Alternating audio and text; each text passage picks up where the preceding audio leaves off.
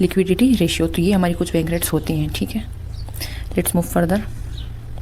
अब हमारे आ जाते हैं open market operation. Open market operation में कुछ भी नहीं होता है। ओपन मार्केट ऑपरेशन में क्या होता है हमारे, इसमें जब हमारी गवर्नमेंट की सिक्योरिटी को बाय कर लेते हैं और सेल किया जाता है, ठीक है। और बाय और सेल क्यों किया जाता है, ताकि हमारी जो डोमेस्टिक सप्लाई है वो अच्छे से मैनेज रहे।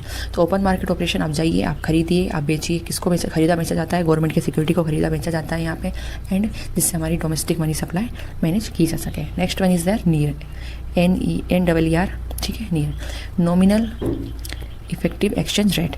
ये एक समरी इंडिकेटर होता है। नीर हमारा एक समरी इंडिकेटर होता है जो समराइज करता है of movement of home currency. Home currency मतलब हमारी इंडिया की करेंसी। कौन सी करेंसी, हमारी इंडिया की करेंसी ही यहाँ पे होम करेंसी, ठीक है।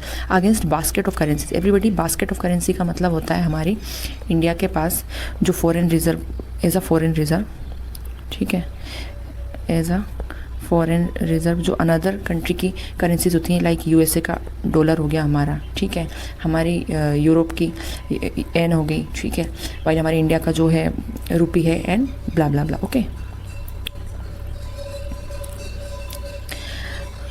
अब मुद्दा ये है कि हमारा नीर एक्चुअल में करता क्या है। ये गाइड पोस्ट की तरह काम करता है। गाइड पोस्ट मतलब आप ये समझ लीजिए कि हमारा जो नीर है या हमारे बैंकिंग सिस्टम में क्या एक तरीके का क्या करता है, फाइनेंशियल कंडीशन को मैनेज करने के लिए जब मॉनेटरी फाइनेंशियल कंडीशन को सेट किया जाता है तो होता क्या, ये एक गाइड देता है। सपोज दैट आप हमारे पास हम जब कोई रेसिपी बनाना शुरू करते हैं तो हमारे पास सारी लिस्ट नहीं होती है कि क्या क्या इंग्रेडिएंट्स लगेंगे, कितना टाइम आवर लगेगा, क्या क्या उसमें सारे कितना टाइम लगेगा, क्या प्रोसेस रहेगी, कहाँ से बिगिन किया जाएगा, कहाँ एंड किया जाएगा। तो वैसे गाइड पोस्ट की तरह नीर भी काम करता है। ये एक समरी इंडिकेटर है किसका, हमारी कंट्री के करेंसी के मूवमेंट में अगेंस्ट दी अनदर कंट्री की जो है ना basket of currencies like that, okay.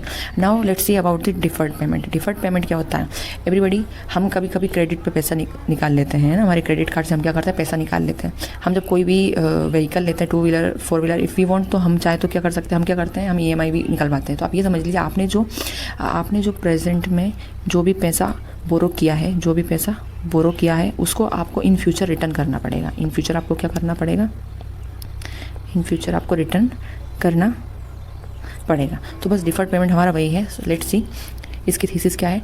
Time value of money for instance. Instance का मतलब यहाँ पे होता है उदाहरण, जैसे हम बोलते हैं ना किसी चीज़ के लिए फॉर एग्जाम्पल, तो एग्जाम्पल एंड इंस्टेंस दोनों का मीनिंग ही ये होता है उदाहरण के लिए, ठीक है। So the time value of money for instance, credit card पे हमने जो पैसा लिया, जो EMI हो गया, वही सब जो मैंने अभी आपको बताया। सपोज हमने कोई सा लोन आज ले लिया है और हमें उसे पेड बैक करना है, मतलब उसे वापस देना है इन फ्यूचर, ठीक है, बाय यूजिंग मनी, जिसमें हम पैसे का यूज़ करके जिसे हम वापस देंगे उस लोन को ही डिफर्ड पेमेंट कहते हैं। ये क्रेडिट की फॉर्म में होता है, ये EMI की फॉर्म में होता है, ठीक है।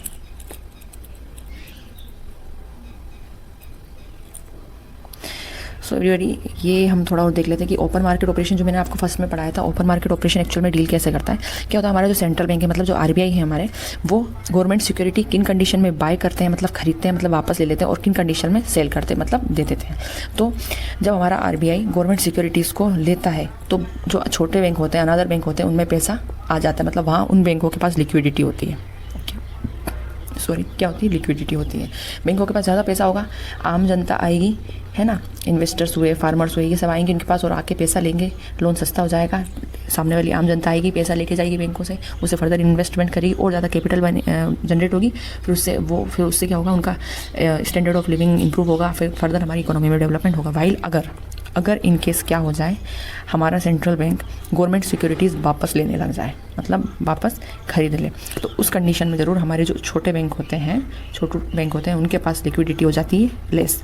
उनके पास क्या हो जाती है, लिक्विडिटी लेस हो जाती है, मतलब जो है ना तरलता रहती है ना वो कम हो जाती है, मतलब उनके हाथों में या अब उनके पास, छोटे बैंकों के पास अब पैसा कम हो जाता है, क्योंकि एज अ गवर्नमेंट सिक्योरिटी अगर सरकार ने बेच दी, ठीक है, तो क्या हो जाएगा, मनी रिमूव हो जाएगी। इस कंडीशन में लोन जो रहेगा वो एक्सपेंसिव हो जाएगा, लेकिन एक चीज़ रहेगी, हमारी इन्फ्लेशन जो रहेगी अंडर कंट्रोल रहेगी, हमारी इन्फ्लेशन जो है वो अंडर कंट्रोल रहेगी। So everybody, I just hope you all will like the video, so please do like, share and subscribe. If any kind of doubts are there in my previous sessions also, so please let me know so that I can clear out all that. Thank you so much.